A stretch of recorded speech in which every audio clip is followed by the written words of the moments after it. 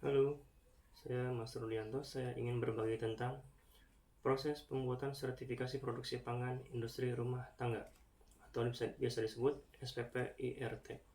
Apa sih SPP-IRT itu? SPP-IRT atau sertifikasi produksi pangan industri rumah tangga adalah izin edar yang diberikan kepada pelaku usaha rumah tangga dalam bidang produksi makanan dan minuman.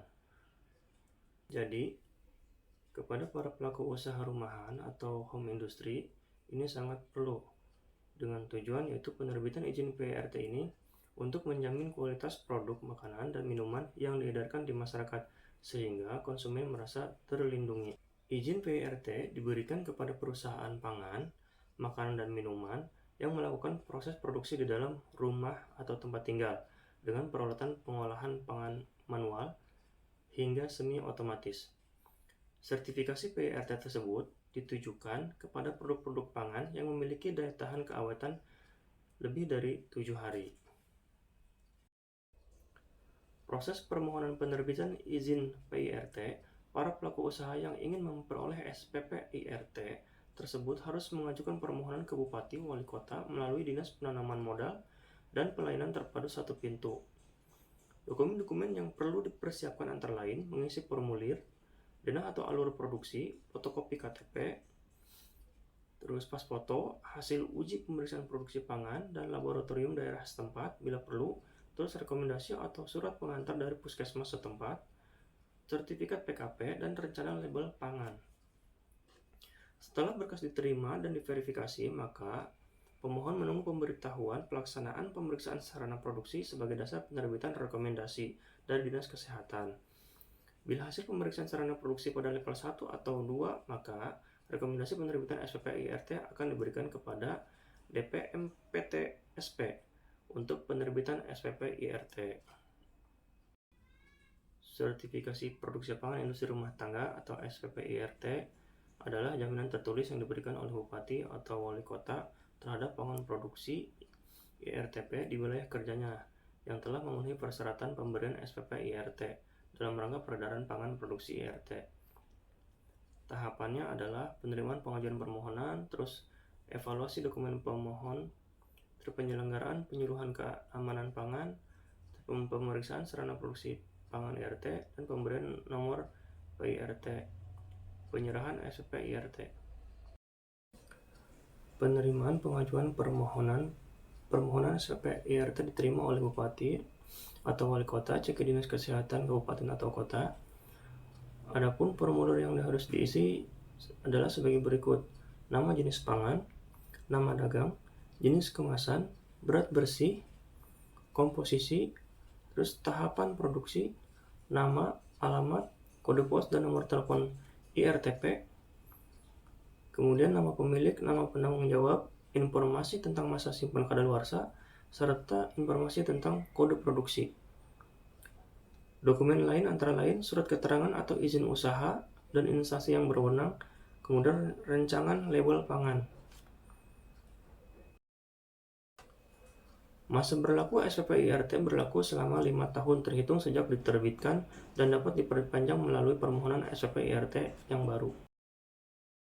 Persyaratan SPP-IRT diberikan kepada IRTP yang memenuhi persyaratan sebagai berikut. Yang pertama, memiliki sertifikat penyuluhan keamanan pangan. Yang kedua, hasil pemeriksaan sarana produksi pangan produksi IRTP memenuhi syarat. Yang ketiga, label pangan memenuhi ketentuan peraturan perundang-undangan. Ketika mendapat panggilan dari dinas terkait, maka penyuluhan keamanan pangan harus diikuti wajib oleh pemilik atau penanggung jawab produksi PIRT. Dalam pelatihan dan penyuluhan tersebut, peserta akan mendapat bimbingan materi berupa pengenalan peraturan perundang-undangan di bidang pangan, penggunaan teknologi proses pengolahan pangan, pemakaian bahan tambahan, sanitasi pangan, dan cara produksi. Bila nilai post-test minimal 60, peserta akan mendapat sertifikasi penyuluhan keamanan pangan SPKP sebagai salah satu persyaratan penerbitan SPP-IRT. Yang selanjutnya akan dilakukan pemeriksaan sarana produksi IRT. Pemeriksaan sarana produksi IRT dilakukan setelah pemilik atau penanggung jawab IRTP memiliki sertifikat penyuluhan keamanan pangan yang telah diikuti. Dilakukan oleh tenaga pengawas pangan atau Distrik Food Inspector Kabupaten. Dilakukan untuk mengetahui adanya ketidaksesuaian atau penyimpangan terhadap seperangkat persyaratan cara produksi pangan yang baik untuk industri rumah tangga. Ketidaksesuaian pada saat kunjungan dari Dinas Kesehatan antara lain ketidaksesuaian minor dan mayor. Yang minor, dokumen produksi tidak mutakhir, tidak akurat, tidak tertelusur, dan tidak disimpan selama 2 kali umur simpan produk pangan yang diproduksi. Ketidaksesuaian mayor, ruang produksi sempit, sukar dibersihkan, dan digunakan untuk memproduksi produk selain pangan. Air bersih tidak sesuai dengan jumlah yang cukup untuk memenuhi seluruh kebutuhan produksi. Sarana untuk pembersihan, pencucian bahan pangan, peralatan perlengkapan, dan bangunan tidak tersedia dan tidak terawat dengan baik. Karyawan bekerja dengan perilaku yang tidak baik, seperti makan dan minum yang dapat mengakibatkan pencemaran produk pangan. Tidak ada penanggung jawab higien karyawan. Ketidaksesuaian serius pada saat kunjungan yaitu lokasi dan lingkungan IRTP tidak terawat, kotor, dan berdebu. Lantai, dinding, dan langit-langit tidak terawat, kotor, berdebu, atau berlendir. Ventilasi, pintu, jendela tidak terawat, kotor, dan berdebu. Peralatan tidak terpelihara dalam keadaan kotor dan tidak menjamin efektivitas sanitasi. Tidak tersedia sarana cuci tangan lengkap dan sabun dan alat pengering tangan. Sarana toilet atau jamban kotor tidak terawat dan terbuka ke ruang produksi. Karyawan di bagian produksi pangan tidak mengenakan pakaian kerja dan atau mengenakan perhiasan. Ketidaksesuaian kritis. Permukaan yang kontak langsung dengan pangan berkarat dan kotor. Air berasal dari suplai yang tidak bersih. Tidak tersedia tempat pembuangan sampah tertutup. Karyawan di bagian produksi pangan ada yang tidak merawat kebersihan badannya dan atau ada yang sakit. Karyawan tidak mencuci tangan dengan bersih sewaktu memulai pengolahan pangan. Sesudah menangani bahan mentah atau bahan alat yang kotor dan sesudah keluar dari toilet atau jamban. Hewan peliharaan terlihat berkeliaran di sekitar dan di dalam ruang produksi pangan seperti kucing atau anjing. Bahan pangan, bahan pengemas disimpan bersama-sama dengan produk akhir. Adapun syarat produksi pangan untuk sertifikat PIRT, yang pertama berbagai produk olahan makanan dan minuman yang dapat diajukan untuk penerbitan SPPIRT adalah produk yang mempunyai masa simpan selama 7 hari. Adapun jenis pangan yang diizinkan untuk memperoleh SPPIRT antara lain hasil olahan daging kering seperti abon, dendeng, daging, paru goreng kering, kerupuk kulit, rendang daging, atau jeroan dan lain-lain. Yang kedua, hasil olahan ikan kering, abon, ikan kering, ikan asap, keripik, ikan, ebi, terasi kering, ikan goreng, dan lain-lain. Hasil olahan unggas kering, abon, abon unggas, unggas goreng, dendeng, rendang unggas, dan lain-lain. Hasil olahan sayur seperti acar, asinan sayur, jamur, asin atau kering, sayur asin kering, sayur kering, keripik sayur, emping, manisan, dan rumput laut. Hasil olahan kelapa, kelapa parut kering, geplak, serundeng, kelapa, dan lain-lain. Tepung dan hasil olahannya, bihun, biskuit, dodol, kerupuk, kue kering, bakpia, mie, rempeyek, dan lain-lain. Minyak dan lemak, minyak kacang tanah, minyak kelapa, minyak wijen, minyak samin.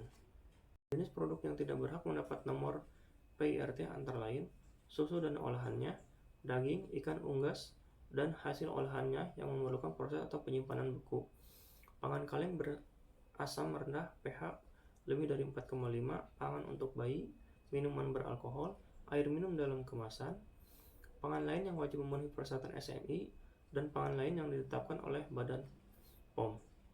Produk-produk tersebut wajib mengajukan permohonan izin edar langsung ke Badan POM. Untuk perpanjangan SPPIRT dan perubahan pemilik, yang pertama, pengajuan perpanjangan SPPIRT dapat dilakukan paling lambat 3 bulan sebelum masa berlaku SPPIRT berakhir. Yang kedua, perubahan pemilik atau penanggung jawab.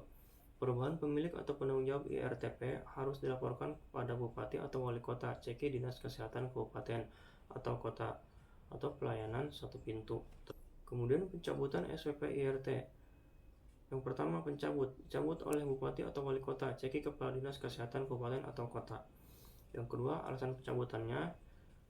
Yang pertama, pemilik atau penanggung jawab perusahaan melakukan pelanggaran terhadap peraturan yang berlaku.